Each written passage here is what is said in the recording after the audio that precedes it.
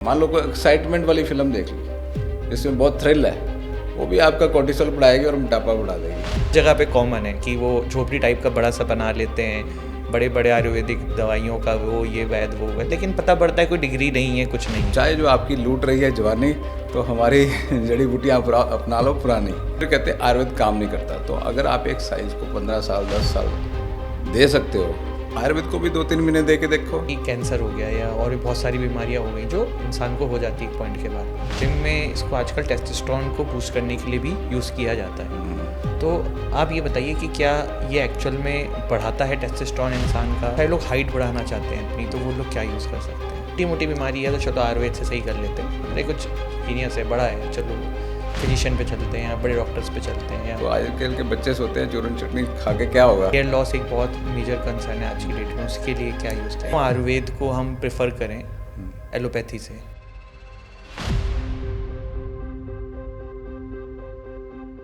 Hello doctor Vikram sir. Hello, स्वागत है आपका टॉक विद मानवेंद्र के इस पॉडकास्ट में। Thank you Manvendra. सर, आप हमारे देश में, पूरे वर्ल्ड में आयुर्वेदिक फील्ड को बहुत आगे ले जा रहे हैं और बहुत बड़ा नाम है आपका। पर मैं इस पॉडकास्ट को शुरुआत एक लेमन लैंग्वेज से करूँगा, क्योंकि आजकल की जो जनजीज हैं, जो नए बच्चे हैं ना, वो थोड़ा आयुर्वेद को नहीं समझ रहे हैं। तो अगर मैं आपसे लेमन लैंग्वेज में जानना चाहूँ कि सर आयुर्वेद क्या होता है, तो थोड़ा मुझे समझाइए सर। सिंपल सी बात है, जो साइंस इतने सालों से बची हुई है और अभी भी चल रही है, उसका रिजल्ट अभी भी आ रहा है, तो इसका मतलब कुछ तो होगा। जी सर। तो हमारे वैदिक साइंस है, जब से वेद जो है कितने पुराने हैं, पुरातन है, तो अभी तक चल रहे हैं ना। तो ये आयुर्वेद उन्हीं का पार्ट है, आयु और वेद। तो आयु मतलब जीवन, वेद मतलब नॉलेज, तो जीवन का ज्ञान। तो जैन जी को जब पता लगेगा कि जीवन का ज्ञान देने वाला ये ग्रंथ है, ये साइंस है, it is medical knowledge, it is not only चूरन चटनी। तो आजकल के बच्चे सोते हैं चूरन चटनी खा के क्या होगा। ऐसा नहीं है, it is a fully substantial, इसके पीछे बैकअप है, पूरी रिसर्च है और पूरा बहुत सदियों का इसमें साइंस है। सर, जैसे हम एलोपैथी से कंपेयर करें अगर आयुर्वेद को, तो ऐसा माना जाता है कि Ayurvedic is a long lasting process. मतलब कोई भी बीमारी होती है तो बहुत लंबा आपको इलाज करना पड़ता है, और एलोपैथी में थोड़ा जल्दी चीज़ें हो जाती हैं। तो ये जो बोला जाता है, ये सही है कि नहीं है?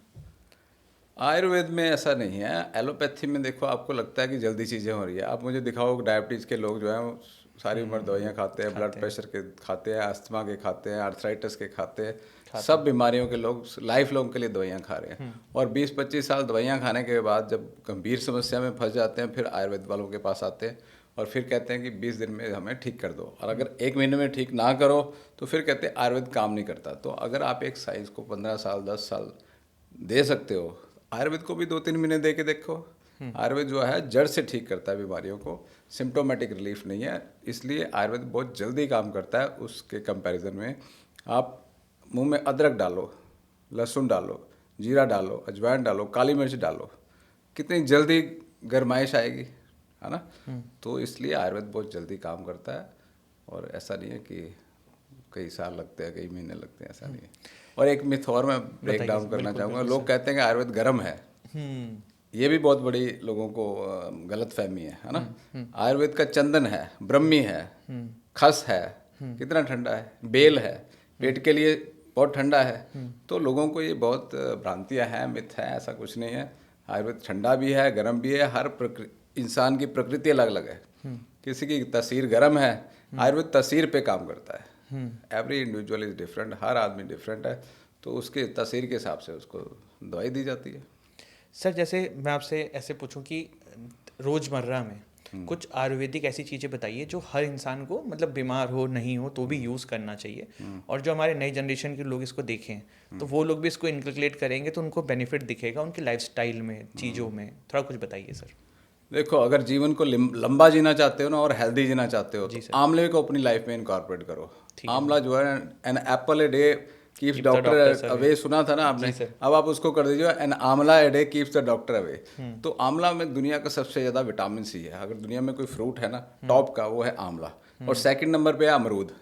तो आंवला और अमरूद जो है वो आपको जवान रखेगा, क्योंकि विटामिन सी उसमें है। लोग इतने महंगे महंगे कोलेजन की क्रीम में लगाते हैं, कोलेजन के कैप्सूल खाते हैं। तो आंवला जो है या अमरूद जो है, इसमें विटामिन सी इतना है, और कोलेजन के लिए विटामिन सी ज़रूरी है, तो इसलिए आंवला ज़रूर लें।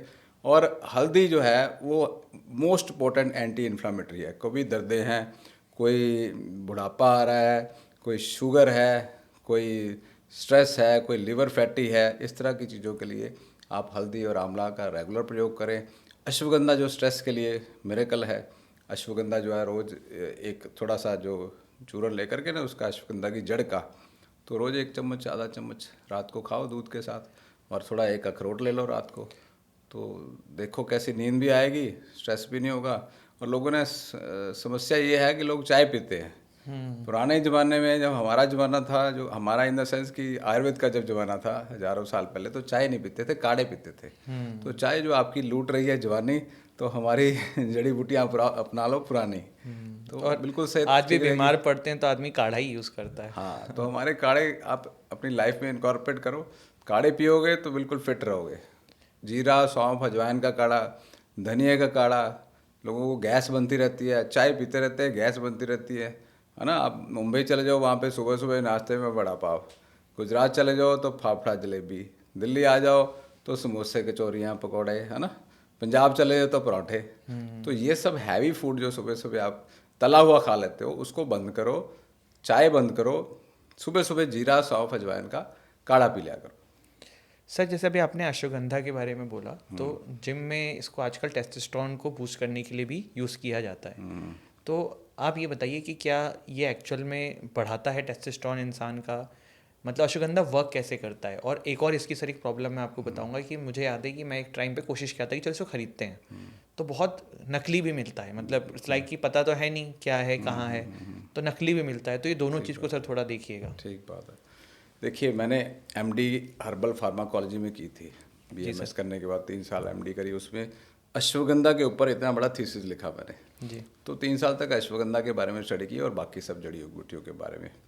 तो अश्वगंधा जो है ना, वो उसको बोला गया सबसे बढ़िया रसायन, आयु और बल को प्रदान करने वाला। धीरे धीरे वो मसल्स की जो है ना टोन, वो बिल्टअप कर देता है। तो मैंने इसका ट्रायल किया था। जो डायबिटीज़ के पेशेंट होते हैं ना, जो सूखते जाते हैं, मसल कमज़ोर होते जाते हैं, मायोपैथी हो जाती है, वीकनेस होती है, तो अश्वगंधा देने से उनको बल मिलने लग गया धीरे धीरे। तो अश्वगंधा, जिसको स्ट्रेस रहता है, जिसको एंग्जाइटी है, जिसके मसल्स वीक है, जिसकी ओवरऑल मेमोरी वीक है, जिसको एंग्जाइटी है, फियर है, ये सब घबराहट है, तो उसके लिए अश्वगंधा मिरेकल है। और जो बॉडी बिल्डर्स भी हैं, अश्वगंधा के साथ उसको गोखरू को जोड़ दें तो और भी मिरेकल हो जाएगा। और जिनको सेक्सुअल वीकनेस भी है, तो अश्वगंधा, गोखरू, साथ में आप थोड़ा सा किक्कर का गोंद मिला दें, और अक्करकरा और शतावरी मिक्स करके बराबर मात्रा में, और कौंच बीज, ये सब नुस्खा मैं जनरली बताता हूँ अपने पेशेंट्स को, जो खास करके जो डायबिटीज़ से पीड़ित है। तो अश्वगंधा, शतावरी, गोखरू और किक्कर की गोंद बराबर मात्रा में मिक्स करके उसका चूर्ण बना के, कौंच बीज और मूसली वगैरह डाल के, तो उससे बल मिलता है और स्ट्रेंथ भी मिलती है। तो बहुत सारे लोग हैं जो अश्वगंधा असली को पहचानते नहीं हैं और लालच के वश में नकली अश्वगंधा भी बेच रहे हैं। तो ऐसे लोगों से सावधान रहें। जो क्वालिफाइड डॉक्टर्स हैं, जिन्होंने एक्चुअल में इस पे स्टडी किया है, उनसे कांटेक्ट करें। हमारा अश्वगंधा यूरोप में बहुत पॉपुलर है, सब लोग यूज़ कर रहे हैं। गोखरू भी जो ट्रिपलस पावर के नाम से है, ट्रक्कर बूस्ट के नाम से, जो ट्रक ड्राइवर है ना कनाडा में, अमेरिका में, वो बेचारे बहुत मेहनत करते हैं, तो उनके लिए मैंने स्पेशल ये ट्रक्कर बूस्ट के नाम से बनाया है, ताकि वो, क्योंकि उनको लगता है कि हमें वीकनेस ना हो जाए, तो इसलिए उनकी एनर्जी को बूस्ट करता है। तो अश्वगंधा तो मेरे कल है ही है।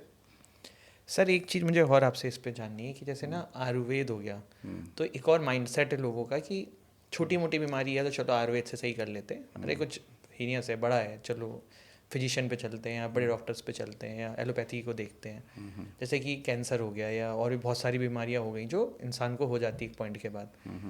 तो आयुर्वेद आपके हिसाब से सर कि ये जो छोटी छोटी चीज़ें जैसे सर्दी खांसी इसमें लोग यूज़ करते हैं, उसके अलावा कैसे ये ट्रस्ट बिल्ड किया जाए कि जो ये बड़ी बड़ी प्रॉब्लम्स हैं वो भी आयुर्वेद के थ्रू सफलता से सॉल्व हो सकती है? देखिए, आयुर्वेद में ना बहुत बड़ी बड़ी बीमारियों का भी उपचार लिखा गया है। आयुर्वेद, जैसे मैंने पहले बताया, चूरन चटनी नहीं है। इसमें सर्जरी का भी व्याख्यान है, इसमें साइकेट्री का भी व्याख्यान है, इसमें गंभीर रोगों के इलाज का भी व्याख्यान है।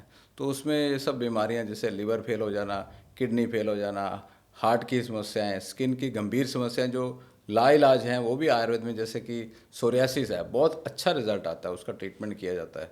तो इस तरह के, जैसे नीम सिंपल सी जड़ी बूटी है, अब नीम से इतना खून साफ होता है कि धीरे धीरे सोरियासिस जो है वो ठीक होना लग जाता है। पंचतिक्त हम यूज़ करते हैं सोरियासिस में, जो एक गंभीर समस्या है। वासा, कंटकारी, गिलोय और पटोल और नीम, तो ये 5 जड़ी बूटियाँ हैं, पांचों की पांचों कड़वी हैं। इनकी हम टैबलेट बना लेते हैं गूगल के साथ में मिला करके, उसको बोलते हैं पंचतिक्त घृत गूगल। तो ये खून को साफ करती है, जिसको एक्ने है, पिंपल है, सोरियासिस है, एक्जिमा है, डर्माटाइटिस है, स्किन का कोई भी रोग है तो उसको क्लियर कर देता है। तो इस तरह से पहले पुराने ज़माने में तो जो लेडीज़ थी ना, माएँ थी, दादी नानी जो थी, वो नीम घोट के बच्चों को पिलाती थी ताकि उनके फोड़े फिंसियाँ ना निकले। आजकल की जो जनरेशन है उनको नीम के बारे में नॉलेज ही नहीं है, पता ही नहीं है कि नीम पिलाना है, क्या करना है। तो इसलिए ये सब हमारा पुराना ट्रेडिशन है, धीरे धीरे वापस आ रहा है, उसको अपनाने की ज़रूरत है। हमें लगता है कि आयुर्वेद में गंभीर समस्या को इलाज नहीं, जबकि ऐसा नहीं है। बहुत बहुत गंभीर पेशेंट मेरे पास आते हैं, जैसे लिवर सिरोसिस है, लिवर फेलियर है, लिवर फेल हो गया और ट्रांसप्लांट के लिए डॉक्टर ने बोल दिया, या लिवर जो है उसमें फाइब्रोस्कैन में बहुत हाई रीडिंग्स आ गई, तो लोग डर जाते हैं। तो जबकि आयुर्वेद में ऐसे कुटकी, भृंगराज, कालमेघ, पुनर्वा, गोखरू, ये सब जड़ी बूटियां हैं जो कि लिवर को रिवर्स करने में बहुत हेल्पफुल है। और बहुत सारे मेरे यूट्यूब पे वीडियोस भी पड़े हैं जो टेस्टिमोनियल्स हैं, जो सीरियस रोगों से पीड़ित लोग हैं वो भी लाभ पाते हैं इसमें आयुर्वेद से। सर, अगर आपसे मैं पूछूं कि क्यों आयुर्वेद को हम प्रेफर करें एलोपैथी से, तो एज ए डॉक्टर आप क्या बोलेंगे इसके ऊपर? देखिए, इसमें ऐसा नहीं है कि it is not about choice कि क्यों प्रेफर करें, ये कब प्रेफर करें ये मैटर करता है। ठीक है, तो वो बताइए। अगर आपको क्रॉनिक डिजीज़ है, कोई गंभीर समस्या है जिसको 10-15 साल हो गए, 5-7 साल हो गए, ठीक ही नहीं हो रही है, उसके लिए आयुर्वेद मिरेकल है। अगर कोई इमरजेंसी हो गई, कोई चोट लग गई, कोई गिर गया, कोई एक्सीडेंट हो गया, कोई अचानक से कोई ऐसे गंभीर फ्रैक्चर हो गया, तो उसके लिए एलोपैथिक ठीक है, बेस्ट है। तो एक्यूट इन्फेक्शन भी हो गया, उसके लिए भी मैं कहता हूँ कि आप एलोपैथिक में ट्रीटमेंट ले सकते हैं। परंतु जब गंभीर समस्या, किसी को गठिया है, वो कई सालों से स्टीरॉयड खा रहे हैं, इम्यूनोसप्रेसेंट खा रहे हैं, इम्यून सिस्टम को ठीक करने की दवाइयाँ खा रहे हैं, पर नहीं हो रहा ठीक, तो उसके लिए गिलोय से बढ़िया कुछ नहीं है। गिलोय एक मिरेकल है, गिलोय एक जड़ी बूटी होती है, अमृता इसको बोलते हैं, अमृत के समान काम करती है, कोई भी ऑटो इम्यून डिसऑर्डर हो। तो हमारा आयुर्वेद कहता है कि सारे रोगों का जो उद्गम स्थान है ना, वो पेट है। तो पेट में से ही सारी बीमारियां पैदा होती है। तो हमारे आजकल आपने देख लिया कि खाने पीने का क्या हाल है, तो इसलिए खाने पीने पे ध्यान देने की ज़रूरत है। एलोपैथी और आयुर्वेदा का कोई ऐसा झगड़े में पड़ने की ज़रूरत नहीं, दोनों अपनी जगह पे, दोनों अपनी जगह पे ठीक है, सब अपना अपना काम कर रहे हैं। बट यह है कि ओवर मेडिसिन यूज़ की जा रही है। कुछ लोग तो अपने आप ही जा जाके सिर दर्द की दवाइयाँ खा रहे हैं, माइग्रेन की दवाइयाँ खा रहे हैं, जबकि माइग्रेन का रिलेशन पेट से है, हार्मोन से है, स्ट्रेस से है। आयुर्वेदा कहता है कि why is the disease, not what is the disease. Ayurveda ये नहीं कहता कि क्या बीमारी है आपको, आयुर्वेदा कहता है ये बीमारी क्यों हुई, तो उस क्यों का इलाज करने से वो बीमारी जड़ से ख़त्म हो जाती है। तो ज़्यादातर क्यों का कारण कहाँ से निकलता है? आंसर निकलता है पेट से। तो पेट में जो डालोगे वो आपका सिस्टम खराब करेगा ही करेगा, अगर गलत खाना डालोगे। सर, अब जैसे आयुर्वेद की ही हम बात कर रहे हैं ना, तो उसमें बहुत वैद्य को लेके भी ये रहता है कि कौन सही है कौन गलत है, क्योंकि छोटी छोटी जगहों पे, जैसे मैं आपको अपना एक एग्जांपल बताता हूँ। मैं एक बार हमारे घर की तरफ बढ़ रहा था, तो मैंने देखा कि एक बड़ा सा वो लगा हुआ है शेल्टर टाइप का, और ये हर जगह पे कॉमन है कि वो झोपड़ी टाइप का बड़ा सा बना लेते हैं, बड़े बड़े आयुर्वेदिक दवाइयों का वो ये वैद वो वैद, लेकिन पता पड़ता है कोई डिग्री नहीं है, कुछ नहीं है। और इस पे फिर मैंने एक बार बहुत रिसर्च भी करी, तो मैंने देखा कि वो जो लोग तो स्टेरॉइड ही उसमें पीस के दे देते हैं, उस वजह से भी आयुर्वेद का नाम बहुत खराब हुआ तो है। ये सर इस चीज़ के बारे में सर थोड़ा बताइए, कैसे सही में पहचाने, गलत पहचाने। और ये वाला ही बताइए सर, ये जो पुड़ियों में लोग ले लेते हैं सस्ता समझ के, लेकिन वो स्टेरॉइड होता है। देखिए, कोई भी मेडिसिन है ना जी, वो पुड़ियों वाली मेडिसिन या जिस पे नाम नहीं लिखा या लेबल नहीं लिखा वो नहीं लेनी चाहिए। और जो डॉक्टर है वो क्वालिफाइड है। हमारे इंडिया में कोर्स है, प्रॉपर BMS MD का कोर्स है। गवर्नमेंट ऑफ इंडिया की वजह तरफ से कॉलेजेस खुले हुए हैं, इंस्टीट्यूट्स हैं, यूनिवर्सिटीज़ हैं, वहाँ से किसी ने क्वालिफाइड डिग्री हासिल की है आयुर्वेद की, उस डॉक्टर के पास दिखाना चाहिए। फिर चाहे वो अगर अपने लेवल पे कोई प्रिस्क्रिप्शन आपको दे भी दे, पहली बात तो प्रिस्क्रिप्शन होनी चाहिए, बिना प्रिस्क्रिप्शन पे, बिना लिखे कोई दवाई नहीं होती, बिना लेबल के कोई दवाई नहीं होती। तो इसलिए लेबल्ड दवाई लें, सही जगह से लें। और ऐसे जो पुड़ियाँ वगैरह दे देते हैं, कई बार ठीक बात है, उसमें स्टीरॉयड हो सकते हैं, कुछ हैवी मेटल हो सकते हैं, कुछ भी हो सकता है, तो वो उस पर ज़्यादा रिलाई मत करें। तो डेफिनेटली आप क्वालिफिकेशन ज़रूर चेक करें, उसका बैकग्राउंड भी आजकल तो इजी है चेक करना डॉक्टर का। हम लोग प्लेनेट आयुर्वेदा में काम कर रहे हैं, पूरा इंटरनेट पे रिव्यूज़ देख सकते हैं आप। प्लेनेट आयुर्वेदा पूरे विश्व पे हमने आयुर्वेदा को फैलाने के लिए शुरू किया था।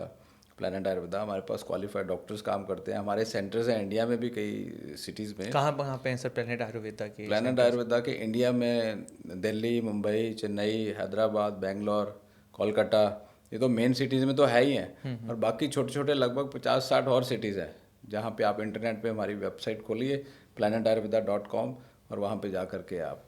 सर ये कैसे शुरू किया आपने, मतलब कैसे आया कि, क्योंकि आप जब आए होंगे तो वैसे आयुर्वेदिक डॉक्टर आए होंगे, बट ये पूरा इतना इकोसिस्टम क्रिएट कर देना पूरे इंडिया भर में, वर्ल्ड भर में, ये कहाँ से आया माइंडसेट? मेरे को आयुर्वेद से प्यार था शुरू से, और मैं सोचता था कि ऐसी बढ़िया साइंस है, इतने यार पेशेंट ठीक हो रहे हैं, हाँ मिरेकल्स हो रहे हैं, रोज़ देखता हूँ मैं, आज ये ठीक हो गया, वो ठीक हो, डॉक्टर आप तो भगवान है। तो मैंने सोचा इतनी बढ़िया साइंस है, इसका फ़ायदा पूरे वर्ल्ड में मिलना चाहिए। तो इसलिए मैंने इसको पूरे प्लेनेट पे फैलाने का सपना देखा और जिम्मा ले लिया।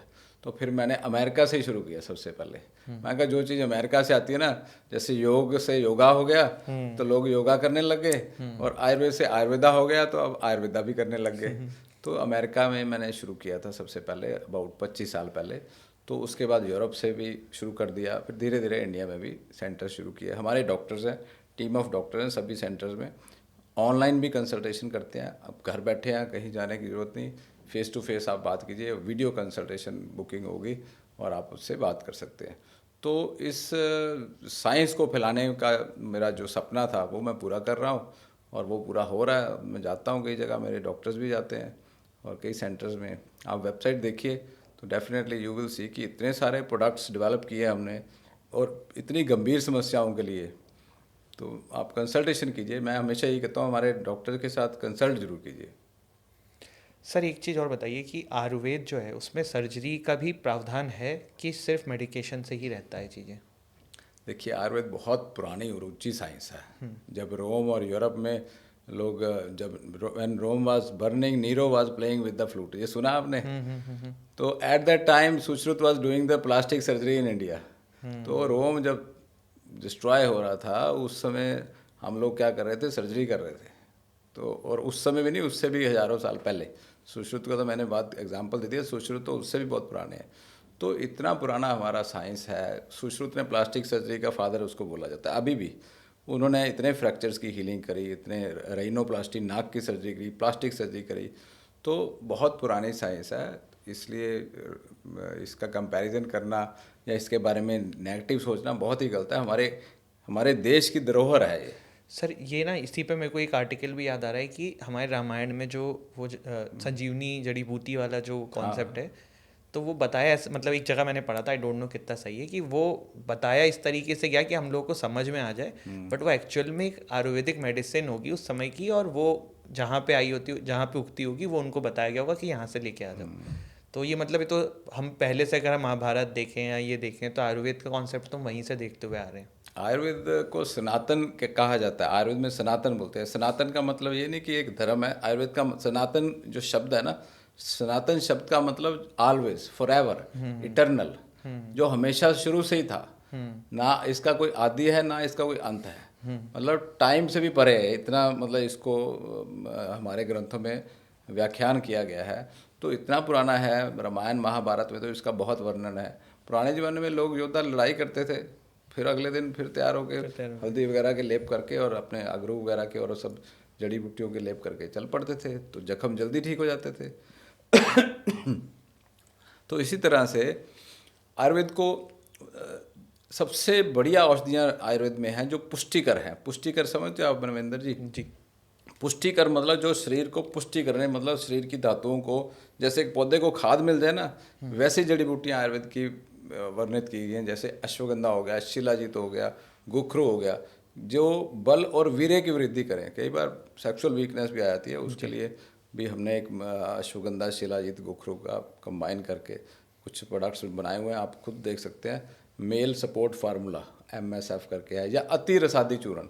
ये अति रसादी चूर्ण जो ना, अति रसा, अति मतलब टू मच, रसा मीन्स जो शरीर में रस धातु की वृद्धि करे, तो शरीर में बल की वृद्धि करे। तो अति रसादी चूर्ण जो आप गूगल करके देख लीजिए, तो आपको डेफिनेटली आपको पता लगेगा कि ये आयुर्वेद में इतना जड़ी बूटियों का खजाना है और बहुत पावरफुल मेडिसिन है। सर मैं ना कुछ रैपिड फायर क्वेश्चंस करूंगा आपसे कि इन प्रॉब्लम्स के लिए आप कुछ कुछ मुझे आयुर्वेदिक सुझाव सजेस्ट करिएगा। सर सबसे पहले बहुत सारे लोग हाइट बढ़ाना चाहते हैं अपनी, तो वो लोग क्या यूज़ कर सकते हैं? अपने बल और हाइट की वृद्धि के लिए रसायन औषधियाँ, जैसे मैंने बताई अति रसादी चूर्ण, उसमें अश्वगंधा है, बला है, उसमें गोखरू है, कौंच है, मूसली है, ये सब चीज़ें बहुत बढ़िया है। सर हेयर लॉस एक बहुत मेजर कंसर्न है आज की डेट में, उसके लिए क्या यूज़ किया? हेयर लॉस अगर तो जेनेटिक है जैसे हमारा, उसको तो आप भूल जाइए, परंतु अगर यंग एज में लड़के लड़कियों को हेयर लॉस हो रहा है, तो आंवला और भृंगराज, इन दोनों का चूर्ण लेकर के एक चम्मच सुबह शाम खाइए, हेयर लॉस होना बंद हो जाएगा। क्योंकि न्यूट्रिशन की कमी सारी आंवला और भृंगराज से, भृंगराज ग्रीन है, आंवला जो है वो न्यूट्रिशन रिच है, सब ठीक हो जाएगा। सर नींद की इशू है किसी को, अगर स्लीप डिप्राइव रह जाता है, रात में नींद नहीं आ रही है? बहुत सारे लोगों का है, लगभग सभी लोग जो है, एक तो स्क्रीन देखते हैं, वो स्क्रीन देखना बंद करें, पैरों की थोड़ी सी मसाज किया करें। धनवंतरम तेल है एक आयुर्वेद का, बहुत अच्छा है, बहुत पीस देता है, वायु को शांत करता है। और अश्वगंधा और ब्रह्मी, ये मिरेकल है। अश्वगंधा ब्रह्मी का हमने कॉम्बिनेशन है, एक हमारे पास न्यूरोजिन करके, यानी UROGIN, हम वो समझ लो ब्रेन की सभी रोगों का जिन है। तो आप न्यूरोजिन करके आप 2 कैप्सूल रात को ले लें। अदरवाइज अश्वगंधा और ब्रह्मी, अश्वगंधा दूध में उबाल करके रात को वो आप पी लिया करें, साथ में 2 अखरोट खा ले करें, उससे भी नींद अच्छी आ जाएगी। सर फेस, जैसे आजकल बड़ी बड़ी क्रीमें आ गई हैं फेस को सही रखने के लिए, गोरे होने के लिए, मतलब गोरा होना is not the correct thing, लेकिन लोग यही सब करते हैं कि फेस क्लीन दिखे, तो आयुर्वेद में क्या यूज़ कर सकते हैं? देखिए, थोड़ी सी मुल्तानी मिट्टी ले लें, लगभग 2 चम्मच, उसमें डालें थोड़ा सा चंदन, आधा चम्मच, है ना, उसमें डालें आप संतरे के जो छिलका होता है ना, थोड़ा सा वो डालें, लगभग 1/4 चम्मच, और उसमें 1 चम्मच हल्दी डाल लें। हल्दी हो गया, चंदन हो गया, संतरे का छिलका हो गया और मुल्तानी मिट्टी हो गई। ये सब का आप एक किस्म से एक पाउडर बना लें। पाउडर बन गया, अब फेस को वॉश करें, गुलाब जल से वॉश कर लें या सिंपल पानी से भी वॉश कर लें। फेस को वॉश करने के बाद ये लेप कर दें। जब ये लेप फेस पे रहेगा 5-7 मिनट, जब शादी होती है दुल्हन की, तो हल्दी लगाते हैं ना, तो अगर ये हर रोज़ ही कर लें या हर तीसरे चौथे दिन कर लें, तो डेफिनेटली कोई बैक्टीरिया वायरस टिक ही नहीं पाएगा। हल्दी एंटीबैक्टीरियल है, नीम भी डाल लें उसमें, तो एक नेचुरल ग्लो पाउडर मैंने खुद बनाया हुआ है, तो हम उसको यूज़ करते हैं अपने पेशेंट्स को, जिसको एक्ने है, पिंपल हैं और जिसको ऐसी प्रॉब्लम होती है, लेप करवाते हैं हफ्ते में 2-3 बार, उसके एक्ने पिंपल ठीक होने शुरू हो जाते हैं। ब्लैमिशेस जो लेडीज़ को शाइयाँ पड़ जाती हैं, जो यहाँ पे निशान पड़ जाते हैं ना, वो भी बहुत अच्छा रिजल्ट आता है उसमें भी। आजकल सर वेट लॉस का भी एक बड़ा मेजर कंसर्न है, और इसमें बड़े सारे मार्केटिंग गिमिक्स वाले प्रोडक्ट्स आए हैं, वो लोग लेते हैं, उसका शेक पीते रहते हैं वेट कम करने के लिए। तो आयुर्वेद में सर कोई सजेशन बताइए जो ये इन सब छलावों से लोग बच सकें। देखिए, एक अपना जो कैलोरीज जो है इनटेक, वो कम कीजिए। वो तो बिल्कुल सबसे एम्प्टी कैलोरीज मत खाइए। चाय और मट्ठियाँ, और सुबह सुबह उठ के चाय के साथ मट्ठी खाते हैं, बिस्कुट खाते हैं, रस खाते हैं, पराठे खाते हैं, वो बंद कर दीजिए। आप सिंपल बेसन का प्रयोग कर सकते हैं। पराठा खाना है तो उसको तले नहीं, उसको स्टफ़ कर लें मूली से या गाजर से, है ना। एक ही पराठा खाएं और उसको मूली गाजर से स्टफ़ करें, उस पर घी 1 चम्मच डाल लें। परंतु वाक बहुत ज़रूरी है। कैलोरीज इनटेक को रिस्ट्रिक्ट करें, और उसमें ऐसा मत करें कि भी आप कैलोरीज रिस्ट्रिक्ट करने की बजाय न्यूट्रिशन ही रिस्ट्रिक्ट कर दें। आंवला जरूर खाएं, अमरूद जरूर खाएं दिन में 1 बार, उससे न्यूट्रिशन पूरी मिलेगी। तिल 1 चम्मच डेली खाएं, उसमें बहुत कैल्शियम है तिल में। रागी की रोटी खाएं, उसमें बहुत कैल्शियम है। कैलोरीज कम है इन सब में, ग्लाइसेमिक शुगर कम है। जितने स्नैक्स हैं, जैसे कि तला हुआ फूड है, तला हुआ भोजन है, वो सब बंद कर दें। पकौड़े, समोसे, है ना, ढोकला, और ये मिठाइयाँ जो भी है, जो भी पेड़ पे उगा है, जो ज़मीन से निकला है, वही खाना है जो भगवान ने बनाया है। जो फैक्ट्री से आया है, जो प्रोसेस्ड फूड है, वो नहीं खाना है। तो प्रोसेस्ड फूड जो है वो खाने की ज़रूरत ही नहीं पड़ती है। थोड़ा सा वॉक करें, थोड़ा योग करें, थोड़ा सबसे इम्पोर्टेंट है कि ये चाय बंद करें, है ना, और संकल्प लें। संकल्प इज़ इम्पोर्टेंट। और अच्छा, हम पानी जो पीते हैं ना, उसको आप थोड़ा सा चेंज कर लें, उसको उसकी बजाय काढ़े शुरू कर दें। जीरा सौंफ अजवाइन का काढ़ा दोपहर के 5 बजे तक, क्योंकि वायु का टाइम है ना, वायु के टाइम में आप जीरा सौंफ अजवाइन का काढ़ा बना करके एक 300-400 ml पी लें। और दोपहर के समय रोज़ टी पी लें, गुलाब की पंखुड़ियाँ लें, उसको उबाल लें, पी लें, है ना। सुबह के समय जिंजर और मिंट वो डाल लें, थोड़ी दालचीनी डाल लें। सुबह कफ का काल है, उसमें थोड़ा जिंजर मिंट हो गया, थोड़ा गर्म होगी। दोपहर को थोड़ा पित्त का काल है, उसमें रोज़ टी होगी। शाम को जीरा सौंफ अजवाइन का काढ़ा हो गया। ये सब काढ़े पिए। नॉर्मल पानी अगर नहीं पिया जाता तो नॉर्मल पानी भी भरपूर मात्रा में पिए। तो इस तरह से अच्छा रॉ सैलड जो है वो दोपहर को खा सकते हैं आप। सलाद जरूर खाइए, खीरे में कोई कैलोरीज नहीं होती, परंतु आप जो खाते हो उसमें कैलोरीज बहुत होती है। तो आप कैलोरीज रिस्ट्रिक्ट करना तो ज़रूरी है, एक्सरसाइज करना ज़रूरी है, और मन को शांत करना बहुत ज़रूरी है। स्ट्रेस जो है ना, जो हम क्या करते हैं, स्ट्रेसफुल मूवी भी देखते हैं जो इमोशंस को ऊपर नीचे करती है। मान लो कोई एक्साइटमेंट वाली फिल्म देख ली जिसमें बहुत थ्रिल है, वो भी आपका कोर्टिसोल बढ़ाएगी और मोटापा बढ़ा देगी, ब्लड प्रेशर बढ़ा देगी, शुगर बढ़ा देगी। तो आप मूवीज़ भी ऐसी चूज़ करें या रील्स भी ऐसी चूज़ करें जो आपको कुछ ज्ञान दे, जो आपके मन को शांत करे। जो खबरें देखते हो ना डरावनी डरावनी, वो डरावनी खबरों से आपका बीपी शुगर सब हिल जाता है, हार्मोन भी हिल जाते हैं और मोटापा भी बढ़ जाता है।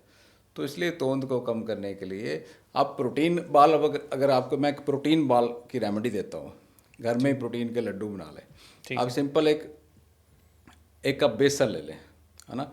उसमें आप आधा कप डाल दें कद्दू के बीज, आधा कप डाल दें आप फ्लैक्सीड, अलसी के जो बीज होते हैं ना वो डाल दें, और थोड़ा सा अगर आप उसमें रागी का आटा भी डाल दें, मतलब 1/4 कप।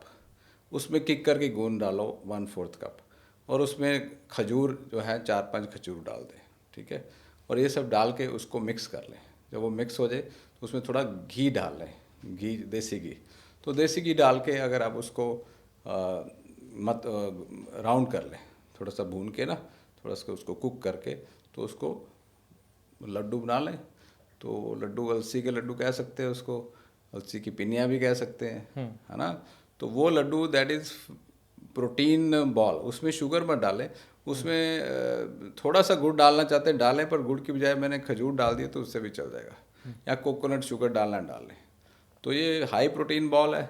इसको दिन में अगर भूख लगे तो 1 बार खा लें, 2 बार खा लें चाहे, परंतु और लटरम पटरम कुछ मत खाइए। देखिए, और जो मैंने चाय के काढ़े बताए हैं चाहे 2 बार पी लें, उससे भी आपका मेटाबॉलिज्म फास्ट रहेगा और भूख भी ठीक ठाक ही लगेगी। एक हमारी स्लिमोलिना टी है, वो मैंने डेवलप करी है, इसलिए स्लिमोलिना चाय।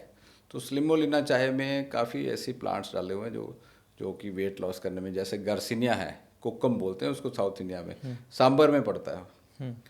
तो वो गर्सिनिया का जो फ्रूट का जो छिलका है वो वज़न को घटाने में बहुत कारगर है। तो उसके हमने कैप्सूल भी बनाए हुए हैं, टैबलेट्स भी हैं, पाउडर भी है, परंतु टी लेना आसान है, तो उसको दिन में 1 बार ले लिया करें, है ना। सर अभी एक सेगमेंट हम सिर्फ महिलाओं से रिलेटेड इसमें रख रहे हैं, जिसमें मैं आपसे कुछ क्वेश्चंस पूछूंगा और आप मुझे महिलाओं से रिलेटेड जो इश्यूज होते हैं आयुर्वेद के थ्रू आप कैसे हेल्प करेंगे बताइएगा। सर सबसे पहले तो एक जो पीरियड में महिलाओं को पेन होता है उसमें बहुत बार महिलाएं पेन किलर्स का यूज़ करती हैं। तो अगर बहुत बार ऐसे बोला जाता है कि पेन किलर्स लेना अच्छे भी नहीं होते हैं, तो आयुर्वेद का अगर सहारा लेके कोई पीरियड पेन से रिलीफ पाना चाहे तो क्या टेक्निक यूज़ कर सकता है? देखिए, जब भी बॉडी में पेन है ना, वो पेन है वायु की वजह से। अब लोगों को ये समझ में नहीं आता वायु क्या चीज़ है। 5 तत्वों से हमारा शरीर बना है, पृथ्वी, जल, वायु, अग्नि, आकाश। ये हमारी वैदिक नॉलेज यही कहती है। तो जब वायु इम्बैलेंस होती है ना, तब हमारी बॉडी में पेन होता है, और तब हमारे हार्मोन्स भी ऊपर नीचे होते हैं। तो ये वायु होती कैसे इम्बैलेंस है? एक तो ज़्यादा सोचने से, और एक ज़्यादा वायु वाला खाना खाने से। जैसे कि रात सैलड्स हो गए, ज़्यादा सलाद खाते हैं ना जो, उससे भी पेट में गैस ब्लोटिंग होती है लोगों को। जो चाय पीते हैं, आइसक्रीम खाना, ठंडी चीज़ों से, जो खट्टी चीज़ें खा ली, चाय पी ली, आइसक्रीम खा ली, चिप्स खा लिए, कुरकुरे खा लिए, और बाज़ार के ये जो मैगी नूडल्स, सूखा भोजन खा लिया। हमारा घर का जो खाना है वो वार्म एंड मॉइस्ट है, वायु को शांत करता है, ठीक है। उसमें मसाले पड़े होते हैं, उसमें कई तरह, जैसे जीरा पड़ा है, दालचीनी पड़ी है, अदरक पड़ा है, लहसुन पड़ा है ना। ये सब वायु को शांत करते हैं। गर्म होते हैं ना तो वायु ठंडी होती है, तो वायु की वजह से पेन होता है, क्रैम्प्स होते हैं। तो उसके लिए सिंपली ये करना कि ये चीज़ें मत खाइए, जो ठंडी हैं, जो राह हैं, सूखी हैं, बासी हैं, वो चीज़ें बंद कर दीजिए। और जो वार्म एंड मॉइस्ट मूंग दाल की खिचड़ी खाए उस समय, उसमें घी डालिए, उसमें जीरे का छौंक लगाइए, जीरा सौंफ अजवाइन का काढ़ा बना करके पीजिए। एक हमारा पाउडर है हाकम चूर्ण, हालों, कलौंजी, मेथी और अजवाइन, इसका कम्बिनेशन है। इससे हर तरह की दर्दें जो है शरीर की वो दूर हो जाती हैं। और ये भी ये नेचुरल है, बीजों का चूर्ण है। तो वो हाकम चूर्ण आप गूगल पे भी डालेंगे ना, हाकम चूर्ण प्लानेट आयुर्वेदा को, तो आपको मिल जाएगा। तो बहुत रीजनेबल कॉस्ट है, महंगी दवाइयाँ नहीं है हमारी। तो हाकम चूर्ण जो है वो अपने पास रखे। और अगर नहीं है हाकम चूर्ण तो घर में किचन में हल्दी भी तो है, जीरा सौंफ अजवाइन का काढ़ा पी लिया, 1 चम्मच हल्दी का खा लिया, या लहसुन का एक जो फाँक होती है ना, वो निकाल के निगल ली और पानी पी लिया। लहसुन से भी वायु शांत हो जाती है। तो इस तरह से ये ठीक हो सकते हैं क्रैम्प्स। और अपना खान पान डिसिप्लिन ठीक करें। डिसिप्लिन लाइफ नहीं देते ना, तब भी ये हार्मोन ऊपर नीचे होते हैं। सोने का समय सही कर दे, सब सही हो जाएगा। सर पीरियड्स के टाइम पे कोई ऐसा खाना जो आप अवॉइड कराना चाहेंगे महिलाओं को कि मत खाओ? यही जो है, जो आपने बताया, जो अभी बताया, हाँ सही है। जो ड्राई फूड है, या जो बाहर का खाना है, जो चिप्स है, जो फ्राइड है, पकोड़े हैं, समोसे हैं, जो जो पैकेट में से निकला है। कभी आपने देखा कि चिप्स पेड़ पर लगा है? नहीं ना लगा। चिप्स का कोई पेड़ नहीं होता, चॉकलेट का कोई पेड़ नहीं होता, केक भी पेड़ पर नहीं लगता है ना। जो चीज़ें पेड़ पर लगती हैं, जो ज़मीन से निकलती है, जो फसलें हैं, जो बागों से आई हैं, जो नेचर में, प्रकृति में पैदा हुई है, वही खानी चाहिए, वही हमारा भोजन है। और बाकी जो प्रोसेस्ड फूड है वो हमारा भोजन नहीं है। सर बहुत बार लड़कियां जो हैं एनजाइटी एंड ओवर थिंकिंग का बहुत परेशान रहती हैं, बहुत ज़्यादा उनको ये प्रॉब्लम होती है, तो उसके लिए आयुर्वेद में कोई अगर उपचार हो तो? लड़कियां ही आपने बोला, लड़के नहीं बोला। सर इसलिए क्योंकि अभी मैं लड़कियों का सेगमेंट कर रहा हूँ, बट हाँ आपकी वो ठीक बात सही है आपकी। मैं इसमें मेरा आंसर ही छुपा हुआ है इस क्वेश्चन में भी। जी। वो आंसर ये है कि लड़कियां अक्सर वात प्रकृति होती है उनकी। लड़कों की प्रकृति जो है ना, नेचर जो पित्त वाली ज़्यादा होती है, थोड़े उग्र स्वभाव लड़कों का। और वायु मतलब चलनशील, मोबाइल, मूवमेंट, इसमें ज़्यादा ओवर थिंकिंग, ज़्यादा मूवमेंट, मन की जो थिंकिंग ज़्यादा होती है अक्सर लड़कियों में। तो वात पित्त कफ के हिसाब से हर इंसान की प्रकृति है। जो वात वाले लोग हैं ज़्यादा सोचते हैं, पित्त वाले लोग थोड़ा सा गर्म मिजाज के होते हैं, और कफ वाले थोड़े से इजी गोइंग होते हैं। तो हर तरह की प्रकृति के जो इंसान हैं उनकी रेमेडी अलग अलग है। तो वायु वाले प्रकृति के लोगों को अक्सर ये एंग्जाइटी, फियर और ज़्यादा सोचना, नींद ना आना, रेस्टलेसनेस, है ना, ये सब होता है। तो वायु को ठीक करने के सबसे बढ़िया पावरफुल रेमेडी ये अश्वगंधा है। अश्वगंधा जो है वो मन को भी शांत करता है, और बॉडी को ताकत भी देता है, और हार्मोन्स को भी बैलेंस करता है। तो मोस्ट पावरफुल अडेप्टोजेनिक जो है दैट इज़ अश्वगंधा। तो एंग्जाइटी जब भी हो तो अश्वगंधा का 1 कैप्सूल रात को खा लिया करो, और हल्दी वाला दूध जो है रात को पिया करो। दूध में ना ट्रिप्टोफैन होता है, एक ऐसा एंजाइम होता है, ये अमाइनो एसिड होता है, जो कि हमारी को अच्छी नींद, गहरी नींद देता है और हैप्पी हार्मोन बढ़ाता है। तो इसलिए आजकल डेयरी से लोग डर गए, दूध छोड़ गए, चाय पीने लग गए, बाकी सब कुछ खा भी लेते हैं, दूध से डरते हैं। तो मैं दूध के खिलाफ नहीं हूँ। दूध को तो अमृत कहा गया आयुर्वेद में। तो 1 चम्मच हल्दी का उसमें ज़रूर डाल लें जब भी आप दूध करें, ताकि उसका जो भारीपन है, चिकनापन है, वो हल्दी से ख़त्म होगा। और हल्दी के जो गुण है, एंटीऑक्सीडेंट उसकी प्रॉपर्टी है, बुढ़ापा नाशक, वो आपको मिल जाएंगी। तो एंग्जाइटी के लिए आपको दूध पीना है, अखरोट खाना है। अखरोट का तो शक्ल भी देखो, बादाम जैसे, उसके ब्रेन जैसी है ना। उसका रिच सोर्स है ओमेगा 3 का, जो अखरोट है। पहले पुराने ज़माने के लोग अखरोट ही खाते थे, अब आजकल सब छोड़ गए। तो 2 अखरोट रात को दूध के साथ, हल्दी वाले दूध के साथ, और साथ में अश्वगंधा का 1 कैप्सूल, या न्यूरोजिन करके, उसमें हमारा न्यूरोजिन करके कैप्सूल है, तो उसमें अश्वगंधा और ब्रह्मी का सत्व डाला हुआ हमने, वो भी आप ले सकते हैं। सर पोस्ट प्रेगनेंसी के बाद जब महिलाएं रिकवर फेज में रहती हैं, तो उस समय क्या क्या चीज़ें आप सजेस्ट करेंगे? देखिए, आयुर्वेद में इसको बोलते हैं सूतिका चर्या। सूतिका मतलब जब प्रेगनेंसी के बाद, डिलीवरी, पोस्ट डिलीवरी, जब डिलीवरी हो गई, बच्चा पैदा हो चुका है, तो उस समय क्या होता है कि आजकल तो रिवाज नहीं है, पुराने ज़माने में यही रिवाज था कि एसी नहीं चलाना, पंखा नहीं चलाना, जिस लेडी का बेबी हो गया है उसको गर्म रखना है, उसको गर्म भोजन देना, ठंडा भोजन नहीं देना। सलाद जो है उसकी अग्नि का ध्यान रखना है, उसको सलाद नहीं देने ठंडे ठंडे, उसको आइसक्रीम नहीं खिलानी, उसको बाहर हवा में नहीं घुमाना, है ना। उसको एक रूम में रेस्ट करने के लिए कम से कम 40 दिन। आजकल कौन करता है, आजकल तो सिजेरियन सेक्शन करते हैं, नॉर्मल डिलीवरी भी नहीं करते और साथ के साथ एसी वाले वार्ड में शिफ्ट कर देते हैं। फिर बाद में वही बॉडी में दर्दें और बैक में पेन, जॉइंट्स में पेन, उसको कहते हैं वायु लग गई इसको, है ना, वायु का प्रकोप हो जाता है। तो उस वायु जो ठंडी वायु है, ठंडी वायु जो बॉडी में है उस समय उसको शांत करना है। उस समय वही जो मैंने पहले पिन्नियों वाली रेसिपी बताई ना, प्रोटीन बॉल्स, तो वो पिन्नियाँ जो अलसी की पिन्नियाँ वो खिलानी है। 10 मूल होते हैं, 10 मूल मतलब 10 जड़ी बूटियों के रूट्स, उन 10 मूलों का रिस्ट बनता है, 10 मूला रिस्ट। तो वो हर जगह पे अवेलेबल है पूरे इंडिया में, हर कंपनी बनाती है। तो वो 10 मूला रिस्ट जरूर पिलाना चाहिए हर फीमेल को आफ्टर द डिलीवरी। तो उसको सूतिकाचर्या, उसको ठंड से बचाना चाहिए।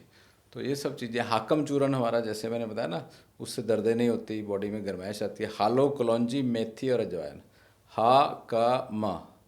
हालो, कलौंजी, माँ से मेथी और से अजवाइन। तो हाकम चूर्ण हमने डेवलप किया हुआ, आप गूगल पे डाल करके देखो, डेफिनेटली वो ज़रूर देना चाहिए हर जहाँ पे भी बॉडी में दर्द है उसके लिए।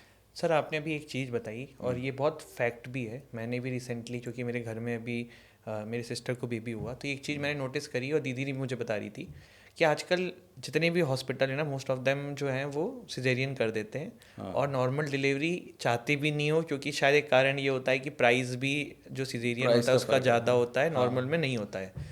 लेकिन हम अगर आयुर्वेद की तरफ जाएँ तो वहाँ पे तो सिजेरियन का कोई कॉन्सेप्ट ही नहीं था, वहाँ नॉर्मल डिलीवरी बताई जाती थी, वही होती थी, जो कि एक नेचुरल प्रोसेस है।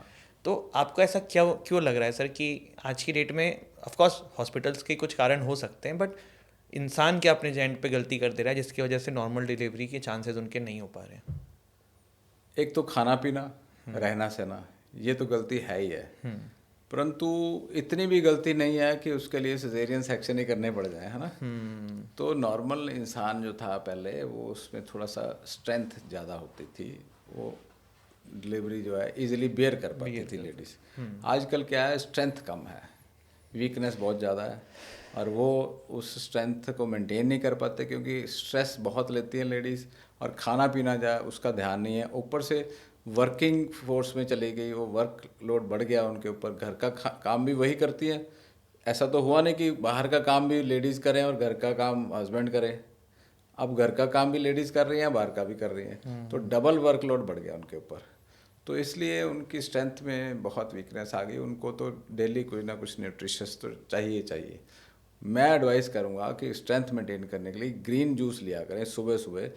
ग्रीन जूस में क्या होता है कि व्हीट ग्रास का जूस ले लें, मतलब व्हीट ग्रास ले लें थोड़ा सा, उसमें थोड़ा सा पुदीना डालें, उसमें थोड़ा धनिया डालें, उसका रस निकाल लें, थोड़ी पालक डाल लें। पुदीना, धनिया और ये जो व्हीट ग्रास है ना, थोड़ा पालक, तो वो आयरन, कैल्शियम, फॉलिक एसिड सब कुछ है उसके अंदर, विटामिन सी भी है। तो उसका लगभग 30-40 ml हर रोज़ सुबह पी लिया करें, उससे आपको वाइटैलिटी रहेगी। और शाम को रेड जूस पी लिया करें। रेड जूस में क्या होता है कि चुकंदर, गाजर, आंवला और अनार, शाम को करीब 100 ml, ज़्यादा नहीं जूस पीना, ज़्यादा जूस में भी शुगर होती है, थोड़ा जूस 100 ml तक। तो इससे आपकी बॉडी में विटामिन सी भी आएगा और आपके बुढ़ापा भी नहीं आएगा, स्ट्रेंथ बड़ी रहेगी।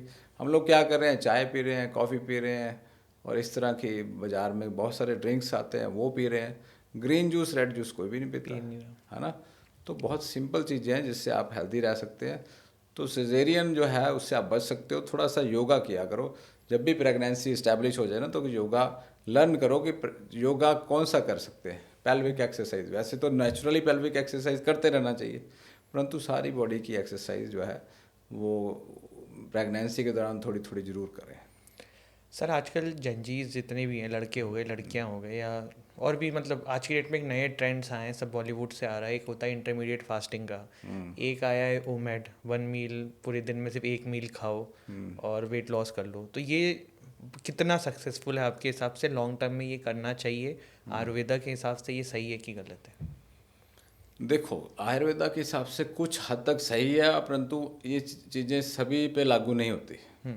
Ayurveda is holistic medicine, her individual different है, हर आदमी डिफरेंट है। किसी को इंटरमिटेंट फास्टिंग अच्छी है, किसी के लिए बहुत बुरी है ना। जैसे हमारे पंजाबी में कहावत है कि माँ की दाल जो है ना, किसी के लिए तो वायुवादी करती है और किसी के लिए स्वादी है।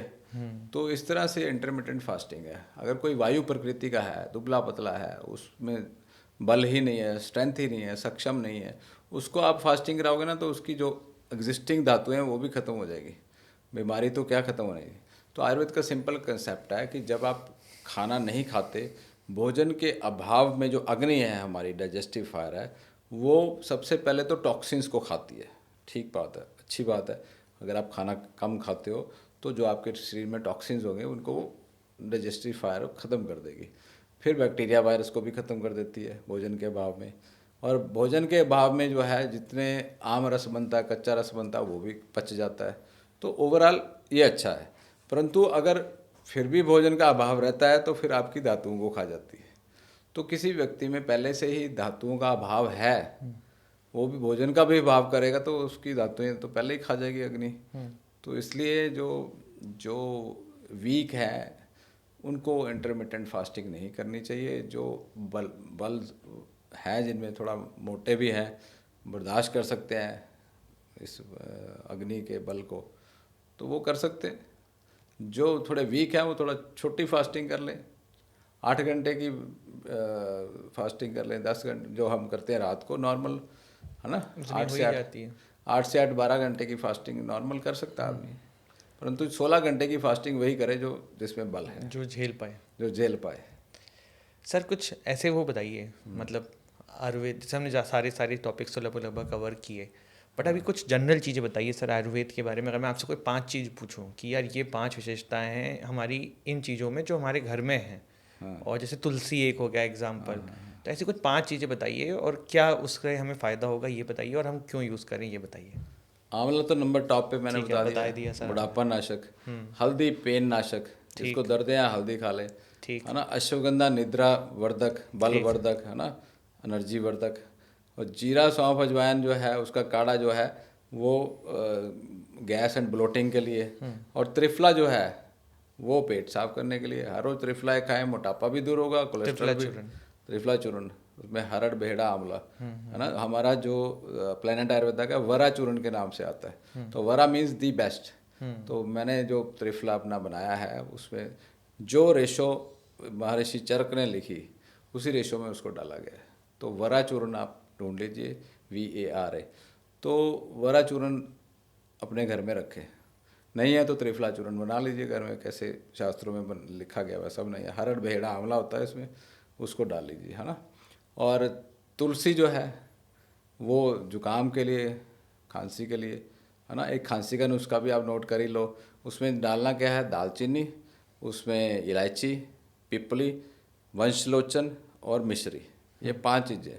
सबसे मान लो एक पार्ट आपने ले लिया ना दालचीनी का, उससे डबल पार्ट ले लेना आपने इलायची का, उससे डबल पार्ट ले लेना आपने पिपली का, उससे डबल पार्ट ले लेना आपने वंशलोचन। वंशलोचन बोलते हैं जो बांस में से निकलता है। ये पंसारी से मिल जाएगा, उसको बोलना वंशलोचन दे दो, है ना, ओरिजिनल वाला। चौथा हो गया।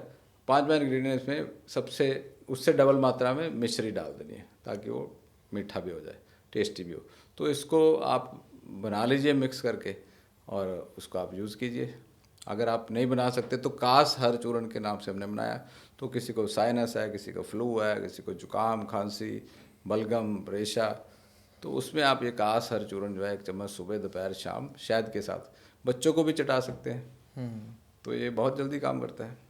सर च्यवनप्राश के क्या फ़ायदे होते हैं? जो मतलब इसी मुझे याद आया, हम लोग बचपन से हम लोगों को खिलाए जा रहे हैं, पर अब उस समय इतना शुगर का कॉन्सेप्ट नहीं पता था। अभी एक नई चीज़ पता पड़ी है कि शुगर भी रहता है इनमें। तो थोड़ा सर इसके बारे में बताइए। देखिए च्यवनप्राश जो है ना, महर्षि चमन थे एक, तो उनके नाम पे प्राश बनाया गया। प्राश मतलब जैम। तो च्यवन ऋषि के नाम से जो जैम जो बनाया, उनके ऋषि मुनि जो उनके फ्रेंड्स थे उस जमाने के, तो उन्होंने उनको गिफ्ट दिया था कि आप की हेल्थ के लिए। तो उसका बेस जो है वो है आंवला। मैं जब से पॉडकास्ट कर रहा हूँ आंवले के बारे में काफ़ी बार जिक्र कर चुका हूँ, है ना। तो इसका मतलब आंवला एक भगवान ने ऐसा पावरफुल सब्सटेंस बनाया है जो कि आपको बुढ़ापे से छुटकारा दिला सकता है। तो आंवला ही है उसमें, च्यवनप्राश में, प्लस करीब 50 और जड़ी बूटियाँ हैं। कुछ लोग 20 डालते हैं, कुछ 30 डालते हैं, कुछ लोग नहीं कम डाल देते हैं, परंतु आइडियली 56 है, 50 से 56 के बीच में जड़ी बूटियाँ, जो रेयर भी हैं, वो मिलती नहीं आजकल, बड़ी मुश्किल से ढूंढ के, जिसको नॉलेज है वही डालेगा, ठीक है ना। तो 56 जड़ी बूटियाँ डाल के आंवले के अंदर, और वो जो बनता है जैम, उसको च्यवनप्राश बोलते हैं। और जिसको बल वृद्धि करनी हो, जिसको अपना ओज पूरा रखना हो, चेहरे का नूर, जब सभी धातुओं को पुष्टि करना हो, तो वो च्यवनप्राश जरूर रेगुलर खाया करे। और इसमें इतना ऐसा नहीं है कि बहुत महंगा च्यवनप्राश खाने की ज़रूरत है। सिंपल च्यवनप्राश भी जो है वो मैंने बता दिया नुस्खा कि क्या करना क्या है उसमें। बस ऐसी कंपनी का बनाओ, जैसे हमारा विक्रम प्राश हमने बनाया, मेरे ही नाम से हमने बना दिया था कि जैसे च्यवन ऋषि के नाम से च्यवनप्राश बनाया, ताकि विक्रम प्राश करके इजी हो जाए लोगों को भी याद करना। तो हमने डेवलप किया था, उसमें सब जड़ी बूटियाँ डाली थी। कोई उसमें सोना और चांदी डालने की ज़रूरत नहीं है, जो ऊपर दिखा देते हैं कि हाँ, चांदी। कोई सोना नहीं, कोई चांदी नहीं, स्वर्ण भस्म, चांदी की भस्म, किसी भस्म की ज़रूरत नहीं। सिंपल जो पुराने समय में जड़ी बूटियाँ डाली थी, उस जड़ी बूटियों में काफ़ी एंटीऑक्सीडेंट्स हैं और बुढ़ापा नहीं आने देते। तो वो सिंपल च्यवनप्राश है, उससे ठीक रहता है सब कुछ। वो रेगुलर यूज़ करना चाहिए सबको।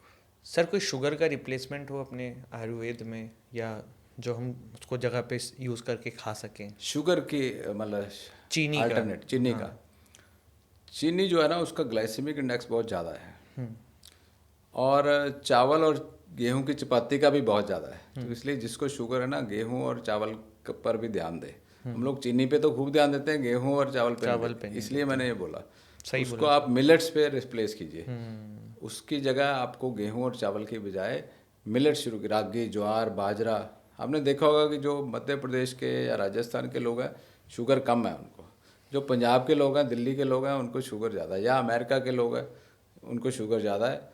और जो जापान के या साउथ ईस्ट एशिया के हैं, उनको शुगर कम है, क्योंकि वो वीट ज़्यादा जो खाते जो हैं। वीट खाते, गेहूँ खाते हैं, बर्गर खाते हैं, पास्ता खाते हैं, नूडल्स खाते हैं, उनको शुगर ज़्यादा है। तो शुगर के लिए तो जो मीठे से ऑपोजिट है वो क्या है? कड़वा। तो ऐसा नहीं है कि आपको करेला ही खाना है, इसके अलावा भी आप जैसे अपनी नॉर्मल टी, दूध वाली चाय को सिंपल जिंजर टी से रिप्लेस कर दें, है ना। मधुमेह आंतक एक चूर्ण बनाया है, उसमें हमने कई ऐसी आयुर्वेदिक जड़ी बूटियाँ डाली हैं जो मधुमेह का अंत करने में सक्षम है। तो मधुमेह आंतक, उसका नाम है मधुमेह आंतक चूर्ण, परंतु अंत तो मैं नहीं क्लेम करूँगा कि उसका अंत कर देंगे, पर एटलीस्ट वो शुगर को कंट्रोल कर सकता है, रेगुलेट कर सकता है। और सिंपल तरीका ये भी है उसको कि आप मेथी जो है वो भिगो करके खाएं। मेथी के बीज होते हैं ना, और हाकम चूर्ण, जैसे मैंने बोला, मेथी और कलौंजी और आंवला, ये 3 जड़ी बूटियाँ जो हैं, मेथी, कलौंजी और आंवला, बराबर मात्रा में पीस करके और उसको आप यूज़ करें। उसमें आप हल्दी भी डाल दें, फिर देखिए कि शुगर कितना कंट्रोल हो जाती है। हल्दी, आंवला, मेथी, ये मैं अभी अभी दिमाग में सोच सोच के बता रहा हूँ, कोई मैं इसको लर्न करके नहीं आया। नहीं मैं समझ रहा तो हूँ। मेरे दिमाग में हल्दी भी आया, क्योंकि हल्दी भी बहुत जरूरी है। निशा अम्ल की रसायन बन गया ना, जो हमारे वेदों में लिखा, शास्त्रों में लिखा, तो ये एक रसायन की तरह काम करता है। तो आप ये मधुमेहांतक चूर्ण या ये हल्दी, मेथी, आंवला और कलौंजी, इन चारों का मिक्सचर करके 1-1 चम्मच यूज़ कीजिए। और हाकम चूर्ण जो मैंने पहले बताया था, वो भी आप शुगर के लिए यूज़ कर सकते हैं। अच्छा, शुगर की रिप्लेसमेंट की बात कर रहे थे आप जी। तो आमतौर पे लोग कहते हैं कि गुड़ खा लो या मिश्री खा लो या शहद खा लो, बट मैं उसको ऐसा नहीं रिकमेंड करता कि आप उसकी बजाय ये खाना शुरू कर दो। उससे तो खैर बेटर है, और वाइट शुगर से तो गुड़ अच्छा ही है, उसमें आयरन थोड़ा होता है, मैग्नीशियम होता है, और ये सब मिनरल्स थोड़े थोड़े होते हैं, परंतु है तो उसमें भी शुगर ही है। तो थोड़ी मात्रा में आप रिप्लेस कर सकते हैं, परंतु ये नहीं है कि आप इसको फुल रिप्लेसमेंट के तौर पे ले। सर एक चीज़ और मेरे को आपसे जाननी है कि आजकल नशे का भी बहुत ज़्यादा हम देख रहे हैं हर तरफ, और जहाँ से आप आते हैं उड़ता पंजाब, हमने एक मूवी देख डाली है उसके ऊपर, प्लस अब वो सिर्फ वहाँ नहीं रह गया है, दिल्ली हो गया, यूपी हो गया, हर जगह पूरे पे वर्ल्ड में है। अलग अलग टाइप के नशे हर लोग ले रहे हैं। सर कैसे इसको छुड़वाने जाए, या फिर क्योंकि बहुत परिवार परेशान रहता है, जो कर रहा है उसे तो नहीं पता पड़ता, लेकिन उसके आसपास के सब लोग बहुत कोशिश करते हैं छुड़वाने ठीक की, बात है। तो कैसे इसको करवाया जाए? नशा देखो जी पूरी जीवन डिस्ट्रॉय कर देता है। यंग जनरेशन जो है इसमें फंसी हुई है। कई लोग, कई जनरेशनें खराब हो जाती हैं इसमें, ऐसी बुरी चीज़ है। जी। तो इसको ज़रूर छोड़ना चाहिए।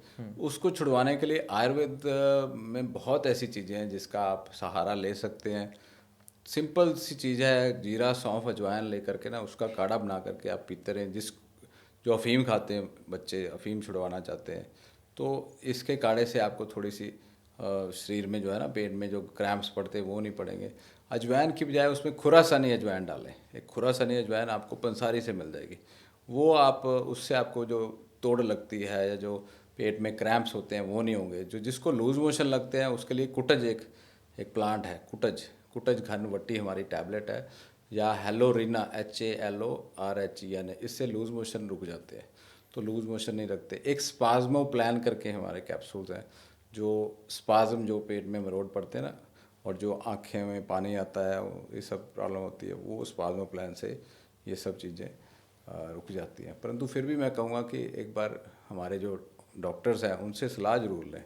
तो और बॉडी में जो दर्दें होती हैं वो बहुत भयंकर होती हैं जब कोई आदमी इसको छोड़ना चाहता है ना, तो वो छोड़ना तो ज़रूरी है ही है। उसके लिए आप हल्दी, मेथी, कलौंजी, इसका चूर्ण बना के 1 चमचा सुबह शाम ले, उससे आपको दर्दों में राहत मिलेगी। और गुग्गल की गोंद होती है, गुग्गल एक वृक्ष है ना, उसके आमतौर पे मेडिसिन मिलती हैं, योगराज गुग्गल वगैरह, वो दर्दों के लिए आपको हेल्प करेंगी। तो हमारे पास भी कुछ ऐसी मेडिसिन अवेलेबल हैं, जैसे कि जॉइंट एड प्लस हो गया। बॉसविलिया करक्यूमिन बहुत स्ट्रॉन्ग है दर्दों को दूर करने के लिए। तो बॉसविलिया भी गूगल की एक बहन ही है, राजस्थान में उगती है वो जड़ी बूटी। तो उसका जो गोंद है वो काफ़ी दर्दों को ठीक करता है। तो नशे से होने वाली जो प्रॉब्लम्स है, दर्दें वगैरह हैं, उससे कंट्रोल होती है। तो मैं यही कहूँगा कि नशा जो है उससे बचो। हमारे देश का भविष्य जो है वो आप हो, और आप इस बीमारी से निकलो और हमारे देश को खुशहाल बनाओ। सर, इस पॉडकास्ट के एंड में अगर आप जनता से कुछ भी आयुर्वेद के बारे में या आयुर्वेद को जागरूकता के बारे में बोलना चाहें तो प्लीज़ सर गो अहेड। मैं जनता से यही कहना चाहता हूँ कि आयुर्वेद हमारे देश की थेरेपैथी है, बहुत हमारी संस्कार है, हमारी धरोहर है, हमारा खजाना है। इसको अपनाएं। इसको ऐसा मत सोचे कि ये कोई ऐसी चीज़ है, चूर्ण है, चटनी है, या काम नहीं करता है। आयुर्वेद बहुत जल्दी काम करता है। आयुर्वेद के डॉक्टर्स से मिलें, आयुर्वेद के बारे में चर्चा करें और आयुर्वेद को अपने जीवन में अपनाएं। आयुर्वेद कहता है कि स्वस्थ व्यक्ति के स्वास्थ्य की रक्षा करो। बीमार व्यक्ति को तो बाद में ठीक करेंगे, पहले जो हेल्दी है उसका भी, उसको बीमारी ना होने दो। तो आयुर्वेद के प्रिंसिपल्स ऐसे ऊंचे हैं। तो बहुत सारे बीमार व्यक्ति तो ठीक अपने आप हो जाएंगे जब वो नेचुरल लाइफस्टाइल अपनाएंगे। तो डॉक्टर विक्रम सर, आपसे बात करके बहुत अच्छा लगा। बहुत इंसाइटफुल कन्वर्सेशन रही, काफ़ी कुछ सीखने को मिला। एंड आई रियली विश कि जो हमारा आयुर्वेद है, ऑफ कोर्स आप जैसे लोग हैं तब तक ये ख़त्म नहीं हो पाएगा, लेकिन इस पॉडकास्ट के माध्यम से और इस प्रयासों के माध्यम से लोगों तक ये और पहुँचे और लोग आयुर्वेद का जो फ़ायदा है वो एक्चुअल में उठा सकें। Thank you sir. शुक्रिया।